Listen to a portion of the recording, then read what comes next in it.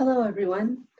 As a teacher, one of my favorite things to do in the classroom is an art activity, giving my students and myself a chance to express ourselves with drawing or paint or sculpture or collage or any number of art activities brings a lot of joy into the classroom in a way that other activities do not. So this week, I will be concentrating on books that are about art and imagination and showing you some activities that you can do with me at home. Before I begin, I want to show you something.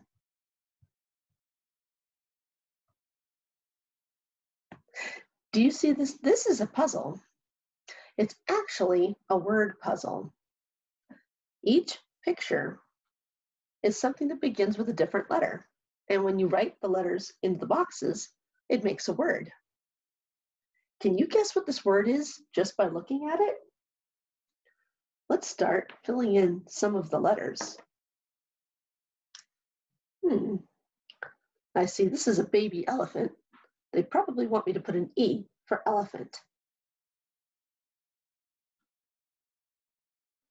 This is a rainbow, and I know that starts with an R.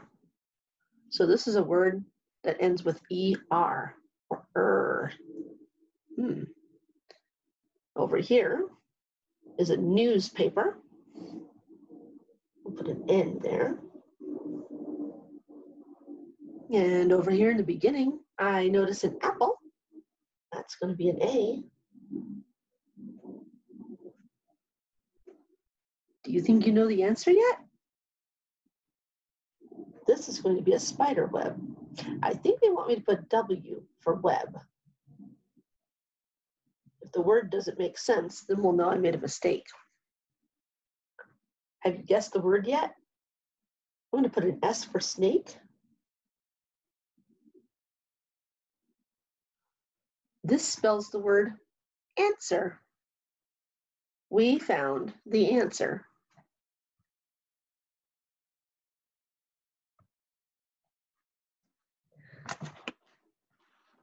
Sometimes doing art requires you to kind of think about how you see things around you in a different way. But we're going to have to start talking about some of the things we use to draw today. And our book for inspiration is this one. It's called My Crayons Talk.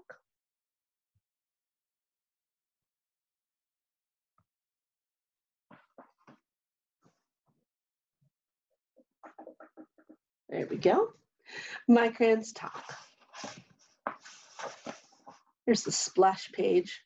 I like all the little flowers they drew on it. You can see they drew them with crayons. And it looks like the artwork in the book was done with crayons and maybe some ink drawn around the edge of the crayon drawings. That might give me some ideas for what I want to draw. My Crayons Talk by Patricia Hubbard. Illustrations are drawn by G. Brian Carras.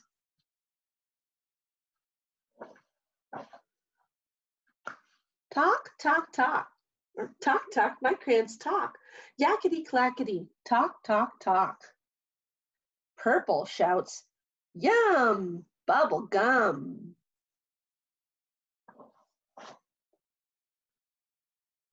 Brown sings, play, mud pie day.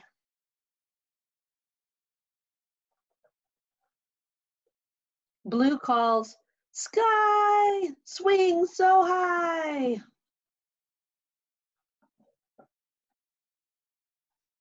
Yellow chirps, quick, baby chick.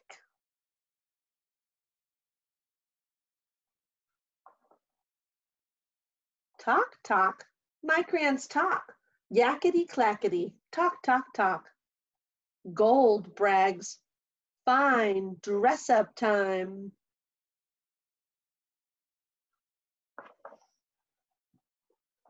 Silver toots, grand marching band.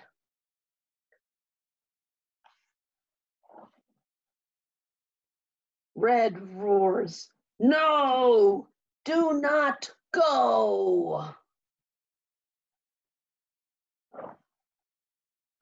Green yells, Fun! Watch me run!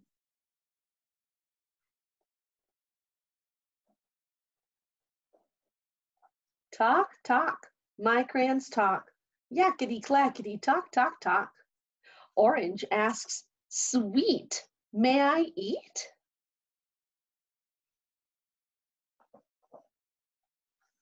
Black hoots, wise, big owl eyes.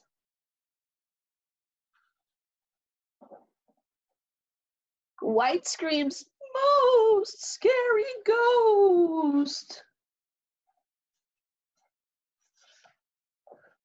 Pink laughs, clown, pants fall down.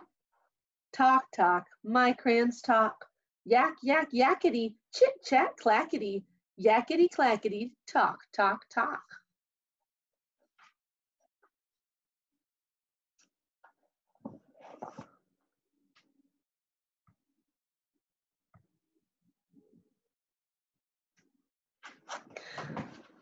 Sometimes different colors make people think of different things, and it's different for everybody.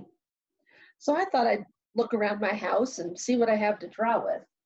I could have sworn I had some crayons, but as it turns out, I must have left them all in my classroom. I don't have any crayons at home. Let's see what I do have. I collected what I had in this old Kleenex box. I just cut the top of it. It's a good size for holding things. I put everything inside. Let's see what I've got. I happen to have some sidewalk chalk. That can be very good for drawing on things too, not just the sidewalk. I bought it for some friends to use.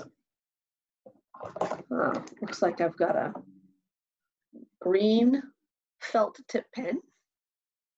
I have a pencil. Some of you might have a pencil laying around the house.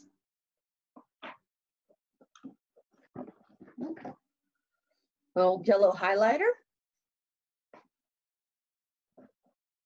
A black pen. Ooh, a black Sharpie. These are very fun to draw with. But be careful about putting it on your clothing. It might not come out. And I have some markers. I don't have crayons, but it looks like I've got some colors to color with. So let's give it a go. Let's see what I end up drawing with all these different things. I'm going to need something to draw on. A piece of paper I saved. It was something I printed out. I don't need it anymore. So instead of throwing it away, I'm going to use this nice, clean white side to color on. Having nice, neat, new paper is a good feeling, but it's also good to reuse what we have around the house. All right, I think I've got all my things.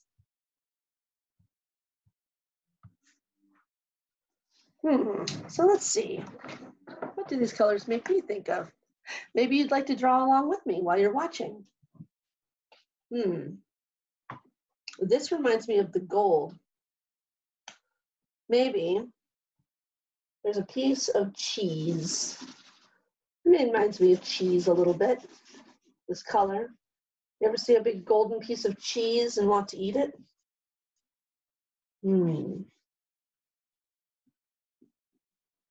There we go. That's kind of a cheese shape.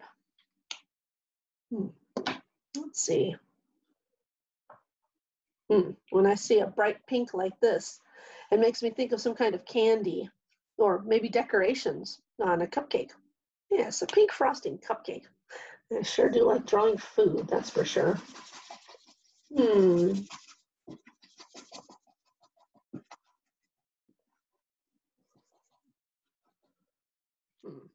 I think my cupcake needs a wrapper on the bottom. Oh, this red would look very pretty.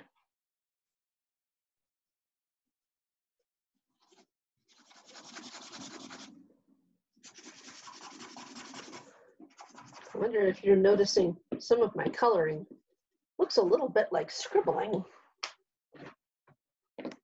That's one way to color. This bright yellow.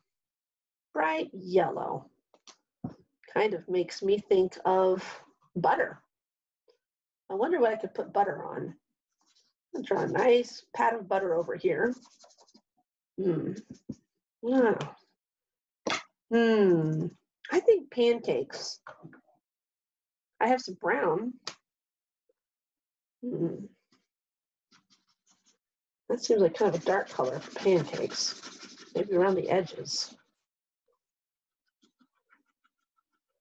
I think I need some more of that gold color. What do you think?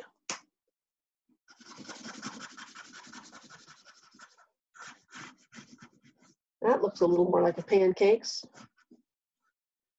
Of course, the colors might look a little different through the document camera.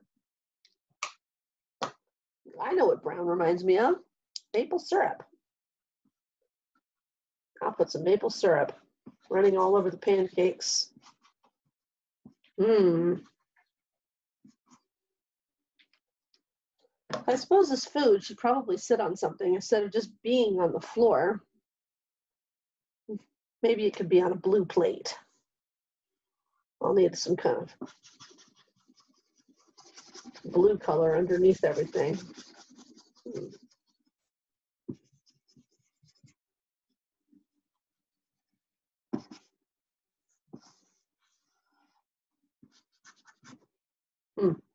Got an awful lot of sugary treats on my plate here. Maybe I should put something healthy. I've got some green. How about some celery sticks?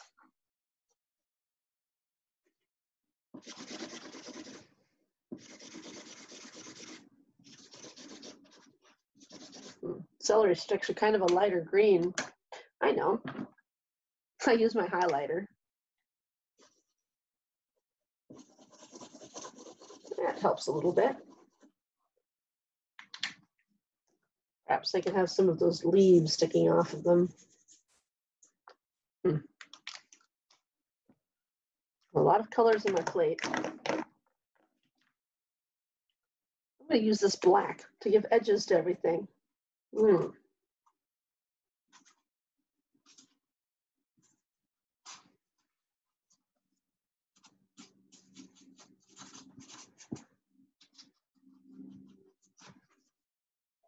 you notice the little sketchy lines I'm making? That's a way of shading. It's called cross-hatching.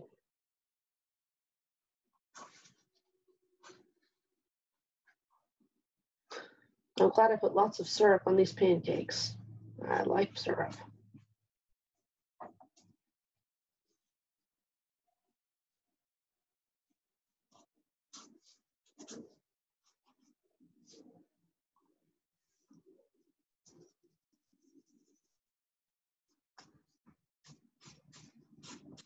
Celery stalks will need some long, skinny lines. There. Put a line on this plate, too. Looks pretty good. Sign at the bottom. I wonder what you'd draw with what you found around the house. Almost forgot about my wonderful light green felt pen. Excuse me. Oh, I think that makes a good color for some of the celery. Celery needed a little bit of light green. There you go. Oh, I think that's pretty good. I'll stop there. Even if it's just pencils that you have around the house, there's a lot of things you can draw with pencils on pieces of scrap paper. Make sure you get permission, though, before you start drawing on the mail. You don't know if it's something important. I'm going to clean up my things. Try to put my things away when I'm done using them. If I don't do it right away, sometimes I forget. Save this picture. Maybe I can do something with it later. You might have noticed when I was drawing, I mentioned I kind of scribbled a little bit. That's because some of my favorite artists do paintings that don't look very neat, but they have a lot of color and exciting things in them. One of those artists is Vincent van Gogh. This book is about his work, and it's called In the Garden with Van Gogh.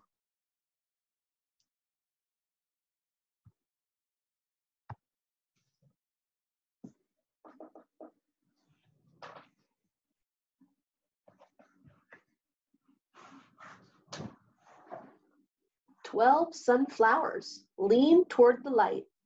5 are wide open. 7 shut tight. Hey, do you notice that his paint looks kind of scribbly and swish-swashy? But all the colors of the flowers are there. Out in the garden, there's a leafy bed where flowers bloom, white, purple, and red.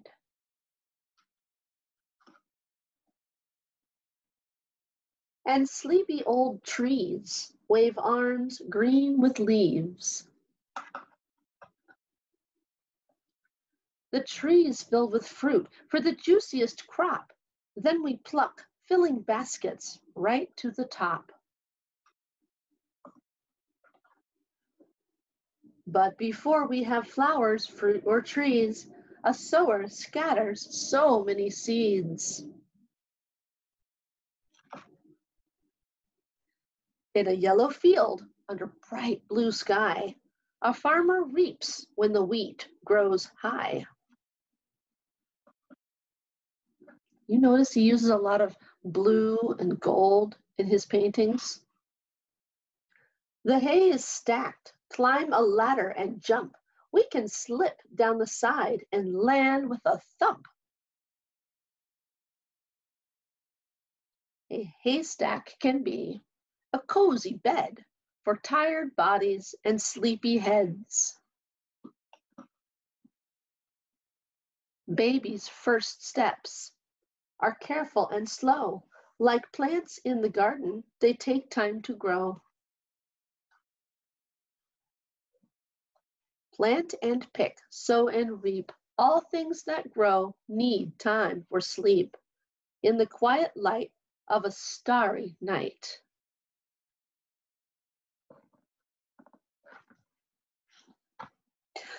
One thing I wanted to share, this painting right here is called Irises. When I was younger, I went to the J. Paul Getty Museum in Los Angeles, California, and saw the real live original of this painting. It's very, very large. I was able to get quite close to it. I was very careful not to touch it or breathe on it because I did not want to damage it. But I got to take a very, very close look at the paint strokes. This painting was so large that I only stood about this tall when I looked at it. And when I looked at the paint strokes, they didn't look like anything. They just looked like swishy, swashy paint strokes up close and didn't look like anything at all. When I stepped back from the painting, everything came into focus and I could see all the detail and light. And I thought that was so cool. I had already seen that painting in pictures and on coffee mugs, so it was really exciting to see it in person. Another artist I wanted to share with you is Monet. This book, A Picnic with Monet, shows some of his paintings. Monet and Van Gogh were both artists that we call impressionists, and impressionists are more concerned with the way light and color are working in the things that we see rather than the form or shape of things.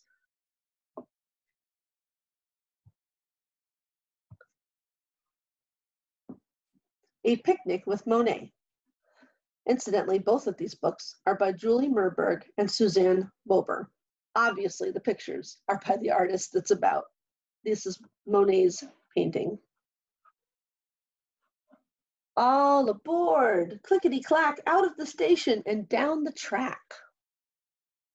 This painting's very dark. I'm wondering if you can see it properly. The detail in that train. There we go. Through a field of poppies, red and bright. Past a flock of turkeys, feathery white. To a secret garden for a feast outside, a picnic after a long train ride. Hop on a horse when lunch is done and take a ride in the afternoon sun. There's a little date here at the bottom, by the way. It says Claude Monet, 1872. That's when that painting was done. This garden has a shady spot for reading books when the day is hot. Cross a magical bridge to a place beyond, where water lilies float on a purple pond.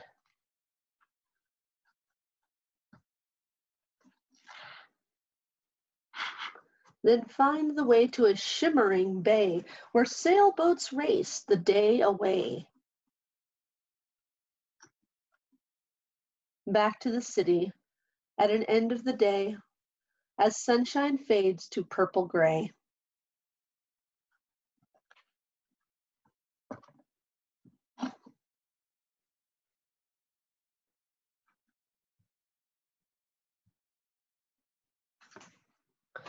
Did you notice how Monet's paintings had a little more detail, but both paintings used a lot of brush strokes and different kinds of color?